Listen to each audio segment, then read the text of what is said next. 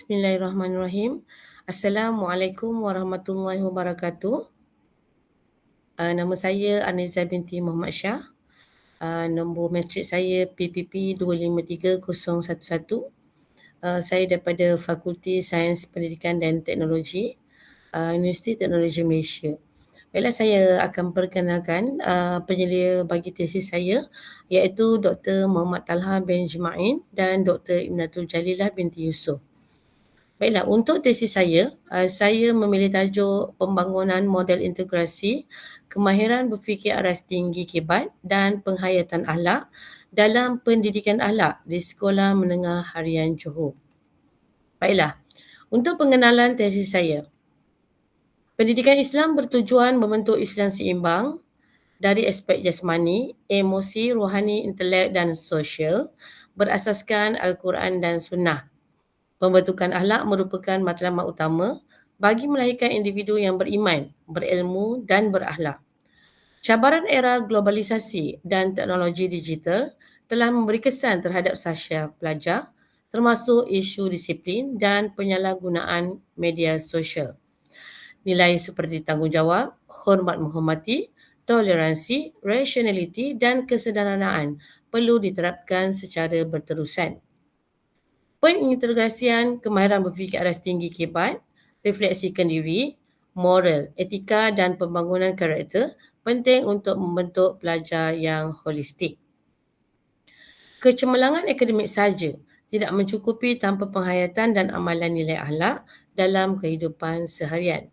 Baik, untuk pengenalan tesis saya, di sini menunjukkan bahawa akhlak dan akademik sepatutnya sama penting untuk dikecapi oleh pelajar. Kat sini kita dapat lihat kecemerlangan akademik saja tak mencukupi tanpa penghayatan dan amalan nilai akhlak dalam kehidupan seharian. Baik, untuk latar belakang kajian saya. Baik, pendidikan Malaysia memberi penekanan kepada kibat dan pembentukan akhlak. Namun, terdapat isu murid mampu berfikir secara kritis tetapi masih terlibat dalam masalah disiplin.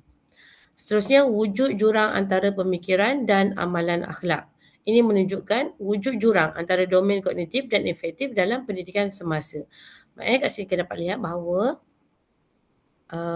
masih terdapat pelajar yang cemerlang akademik tetapi mempunyai masalah dalam pendidikan akhlak. Baik, seterusnya penyataan masalah bagi kajian saya. Kajian kibat domain dalam aspek kognitif, kajian akhlak terpisah daripada proses berfikir dan tiada integrasi model empirikal. Baik, kat sini kita dapat lihat bahawa akhlak terpisah daripada proses berfikir. Maksudnya kat sini terdapat kekosongan model integratif yang menghubungkan proses pemikiran aras tinggi dengan pembentukan akhlak. Maksudnya terpisah kibat dan akhlak itu. Seterusnya jurang kajian saya, tiada model empirikal yang menghubungkan kibat moral, refleksikan diri, penghayatan akhlak dan amalan akhlak. Maksudnya kita nak menghubungkan antara kibat sehingga dapat melahirkan pelajar yang mempunyai pengamalan dalam akhlak. Baik, seterusnya untuk persoalan kajian tesis ini, yang pertama, apakah hubungan antara kibat dan penghayatan akhlak dalam konteks pendidikan akhlak di sekolah menengah harian? 2. Apakah elemen-elemen yang membentuk proses integrasi antara kibat dan penghayatan akhlak? 3. Apakah konstruk dan item instrumen yang sesuai untuk membangunkan model integrasi kibat dan penghayatan akhlak? 4. Adakah instrumen yang dibangunkan mempunyai tahap kesahan dan kebolehpercayaan yang memuaskan? 5. Adakah model integrasi kibat dan penghayatan akhlak yang dibangunkan mempunyai kesesuaian model yang memuaskan berdasarkan analisis PLS SEM? Baik, daripada persoalan kajian itu tadi, maka tercetuslah objektif kajian, di mana objektif kajian kita adalah umum dan khusus. Okey, untuk objektif umum, membangunkan model integrasi kibat dan penghayatan akhlak dalam pendidikan akhlak di Sekolah Menengah Harian di Johor. Dan objektif khusus iaitu meneroka hubungan antara kibat dan penghayatan akhlak, mengenal pasti elemen integrasi kibat dan penghayatan akhlak, membangunkan konstruk dan instrumen model, menentukan kesahihan dan kebolehpercayaan instrumen. Seterusnya menguji dan mengesahkan model integrasi yang dibangunkan. Baik, ini adalah model yang kita akan bangunkan. Dan inilah adalah untuk melahirkan pelajar yang berakhlak, iaitu kita mula dengan kibat, kemudian elemen, konstruk, validasi dan model. Baik, seterusnya ini adalah kerangka teoretikal untuk kajian saya, di mana yang kajian ini kita rangka kajian ini iaitu kita menggunakan taxonomy Bloom, iaitu konstruk kibatnya, menganalisis, menilai dan mencipta. Kemudian teori perkembangan moral, kita akan penaklukan moral, iaitu tentang peringkat perkembangan murid, pertimbangan moral, pembuatan keputusan moral dan justifikasi berdasarkan prinsip. Seterusnya teori akhlak, iaitu kita menggunakan Imam Al-Ghazali, di mana penghayatan akhlak ni dimensi efektif dan spiritual. Okey, kat sini kita menggunakan pendidikan dan latihan, pembiasaan, penghayatan nilai, pembentukan akhlak yang mantap. Baik. Daripada teori-teori ini, maka dia akan berhubung dengan integrasi teori, iaitu kibat. Seterusnya model integrasi kibat dalam penghayatan akhlak, dan kita akan menghasilkan pengamalan akhlak tadi, di mana kibat yang berkesan, penaklukan moral yang matang, penghayatan akhlak yang kukuh, pembentukan syahsiah holistik dan melahirkan murid yang berakhlak mulia dan seimbang. Baik, ini adalah penerangan tentang kerangka teoretikal tadi, ya, di mana ketiga-tiga teori tadi kita akan saling berhubung sehingga akhirnya akan melahirkan membentuk asas kepada model integrasi kibat. Baik, seterusnya untuk kerangka konseptual kajian ini, okey, kerangka konseptual. Okey, ini adalah kerangka konseptual, di mana ini adalah input, kemudian proses, dan ini adalah output. Input kita adalah faktor murid itu tadi dan konteks. Kemudian prosesnya iaitu kemahiran berfikir, kibat, penaklukan moral dan penghayatan akhlak. Maka hasilnya akan menghasilkan murid yang berakhlak mulia dan berdaya saing. Saling berhubunglah. Baik, kemudian ini adalah penerangan kerangka konseptual tadi. Mana kajian ini menumpukan kepada pengajuan hipotesis secara statistik pada peringkat awal. Okey, sebaliknya memberi fokus kepada pembinaan model konseptual berdasarkan sorotan literatur, teori berkaitan serta kajian lepas yang relevan. Baik, seterusnya reka bentuk kajian. Okey, untuk reka bentuk kajian ni kita ada 3 fasa, fasa 1, fasa 2 dan fasa 3. Fasa 1 kita menggunakan kajian kualitatif.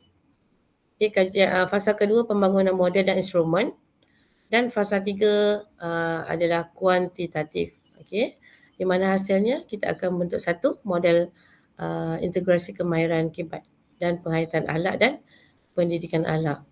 Baik, ini adalah penerangannya lah, di mana kita akan menggunakan mixed method. Kita menggunakan reka bentuk DDR, Ricky and Clean AD. Kajian ini menggunakan Design and Development Research DDR yang diperkukuh dengan pendekatan mixed method jenis exploratory sequential design, iaitu bermula dengan data kualitatif diikuti kuantitatif bagi membangunkan dan menilai sesuatu model atau intervensi.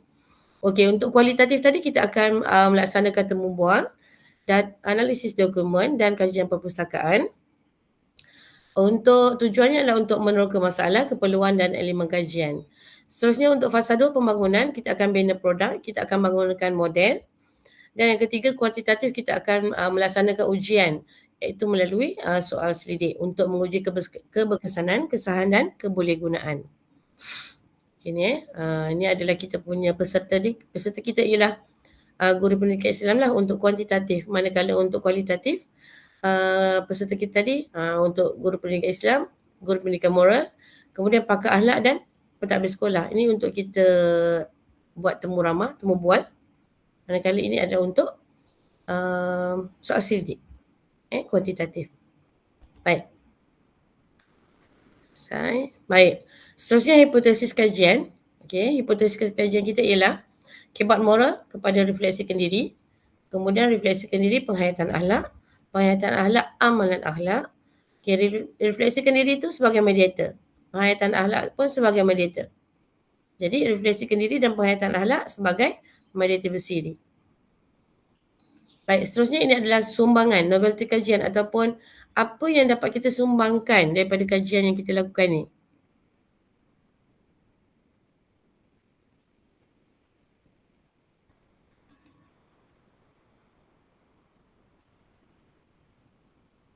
Baiklah.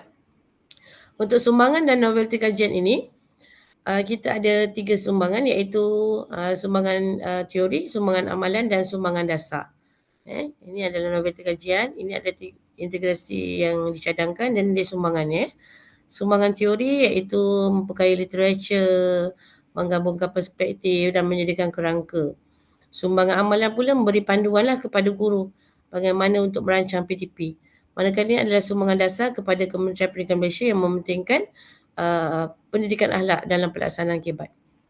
Baik, ini adalah penerangan tentang novelty tadi, di mana novelty ataupun sumbangan kajian kita adalah kepada dasar jugalah, dasar kepada sekolah, kepada pelajar itu sendiri dan membantu guru. Baik, daripada novelty kajian tadi ataupun sumbangan kajian, maka berakhirlah pembintangan saya, iaitu dengan penutup. Okey, di mana model ini mengisi jurang antara pembelajaran berasaskan pemikiran aras tinggi dan pembentukan akhlak yang selama ini dikaji secara berasingan.